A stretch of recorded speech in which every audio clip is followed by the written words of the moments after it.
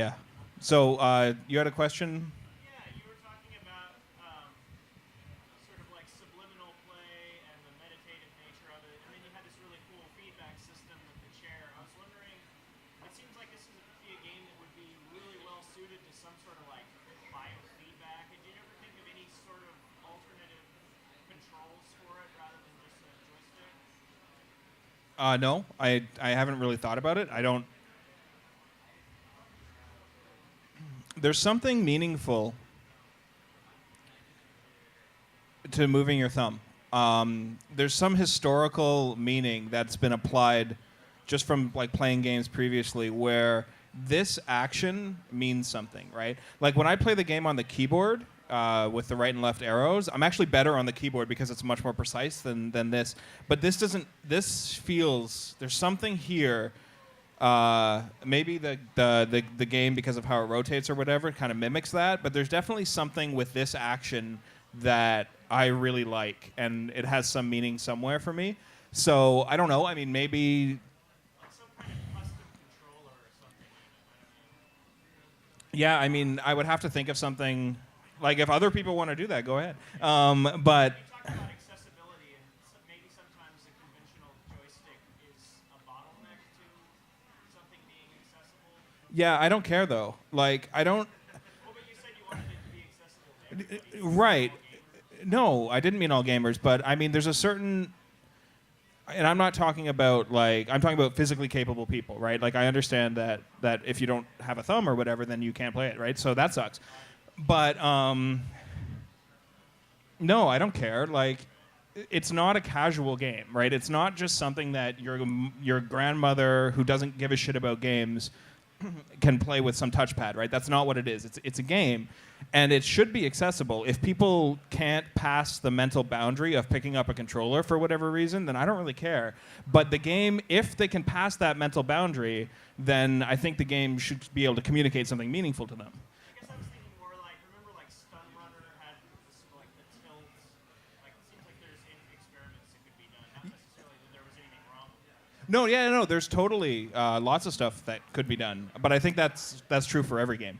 I don't think that this like I don't think there's anything specific about this. I just happen to have done it. I don't think there's anything special about it though. Yours was the first game I played when I got here, so I was just wondering, your influences, I heard only some of what you were saying, but your influences, do you have any influences like Rez or your recent Child of Eden and your menu system and how you guys could have different sounds, have like a soundtrack to it, you can make a soundtrack out of your menu. Do you have those kind of inspirations? Yeah, Rez definitely, like Child of Eden, no, because the game was sort of already at this state before I played Child of Eden, and I actually don't. Sorry, he asked if I had any influences like Rez or Child of Eden or what sort of my other influences were and how the menu soundtrack kind of came out. Great. Yeah, like Rez was like a life-changing moment for me because I had been trying to make games my entire life, but I couldn't because I couldn't get over like the graphical boundary. Like I can't draw or anything like that. So seeing Rez, I was like, oh, I can just do this with code, and not to trivialize it because they had some really great artists on it.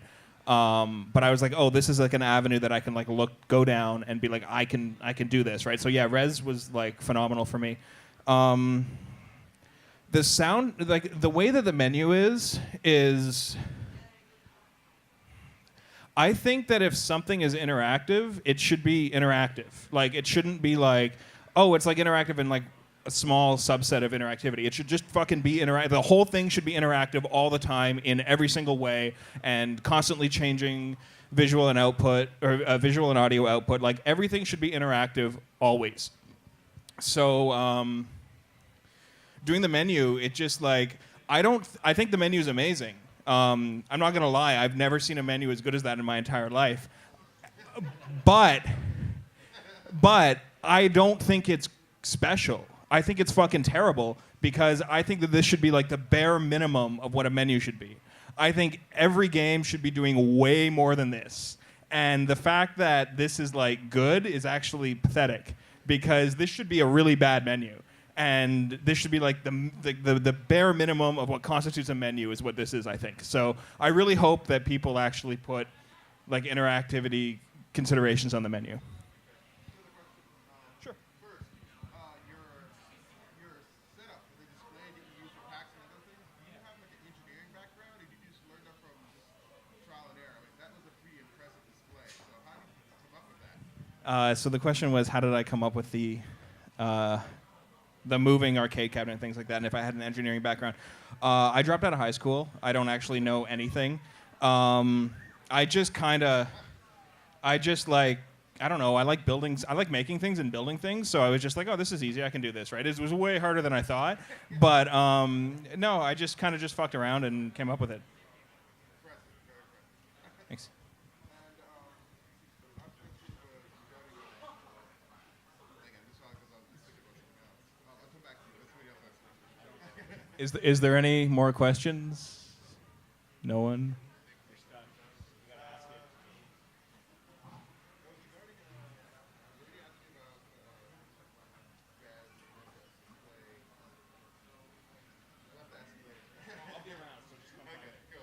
All right, thanks.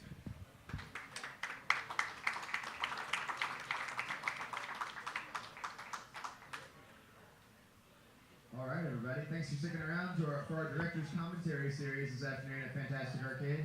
Coming up next at 4, the guys behind Radical Fishing, the incredibly deep game where you go incredibly deep into the water, bring up fish, and shoot them with weapons.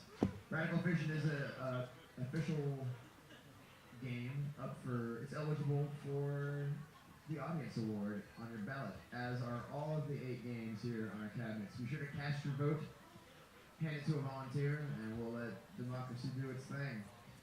Also, be sure to sign up for our Bit Pilot tournament this evening. Sign up for that's on the stage on a laptop. You just type in your first and last name on a spreadsheet, and you are entered.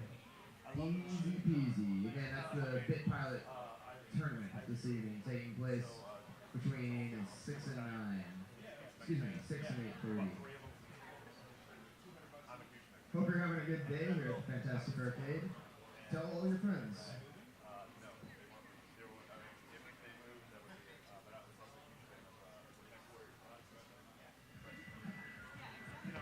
Very basic stuff.